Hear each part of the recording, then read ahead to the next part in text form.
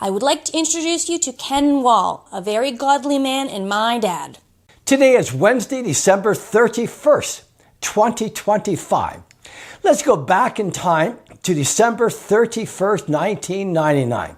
At that time, our entire family was in Cuba celebrating New Year's coming in. If you remember, this was a year when so many people were worried about the Y2K problem, also called the millennial bug. Many people feared that it would cause their computers to fail at midnight on January 1st, 2000. I always thought that was so stupid that my computer would not start the next day. But sure enough, it started just like it did the day before.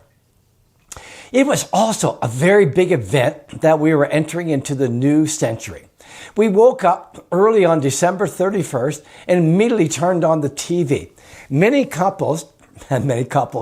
countries had already celebrated New Year's, and we saw fireworks from the country of Kiribati. I bet that most of you have no idea where Kiribati is. Well, it's located in the Central Pacific Ocean. Then we got back from breakfast, and on TV they were showing the fireworks from Australia. And as you see from the picture on my right, they were absolutely spectacular. All day long, we enjoyed seeing all the New Year's Day's fireworks from around the world.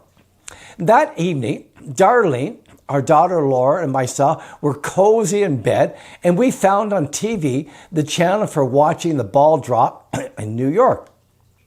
Since the ball drop was an hour away, we started watching a Hulk Hogan movie called Mr. Nanny. We all got a kick out of watching it together. At 11:50 p.m., I asked Laura if she wanted to see the ball drop, but she said, "Please, Dad, let's watch the movie instead."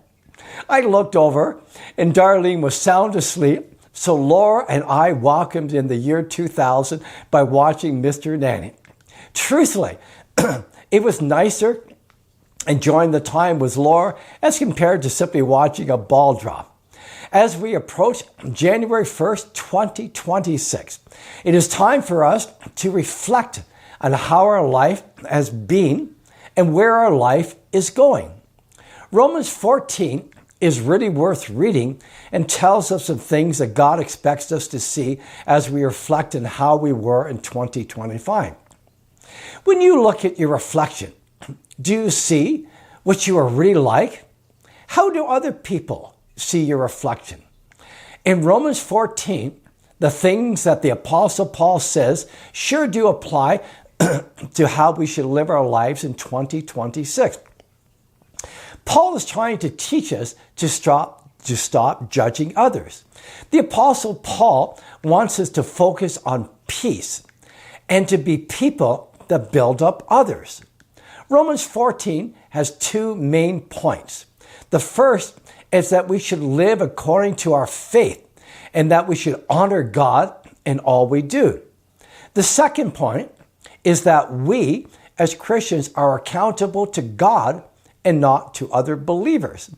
A good example of this is drinking alcohol.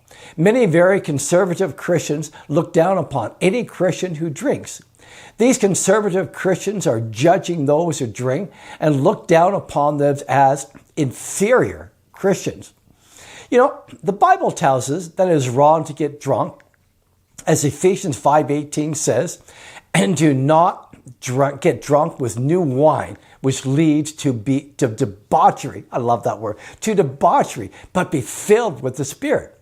This is a very good verse for today being New Year's Eve. Just in case you didn't know, here is a biblical definition of debauchery. It is a life that is characterized by excessive indulgence in sensual pleasures like drunkenness, sexual immorality, and crude behavior, leading to a loss of self-control and a life far from God, contrasting with being filled with the Spirit. The Bible does tell us it's not wrong to drink, as in 1 Timothy 5:23, it says, "No longer drink only water, but use a little wine for the sake of your stomach and your frequent ailments." So, here you have it.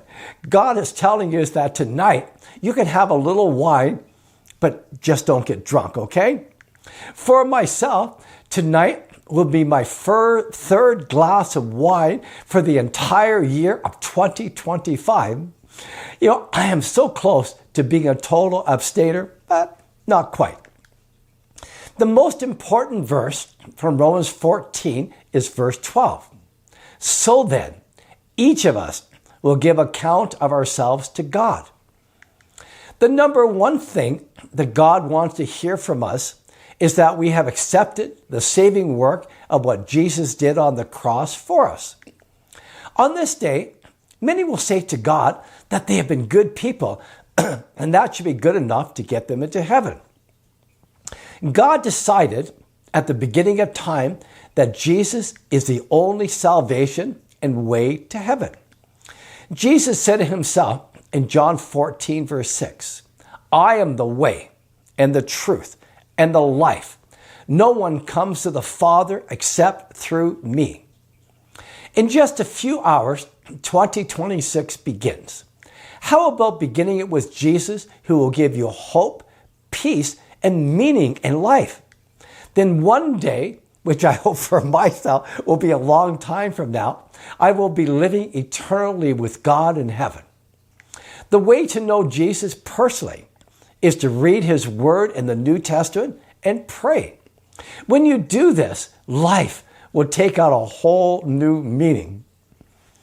May the good Lord be with you until we meet again. I was going to say next week, but next year. How about that?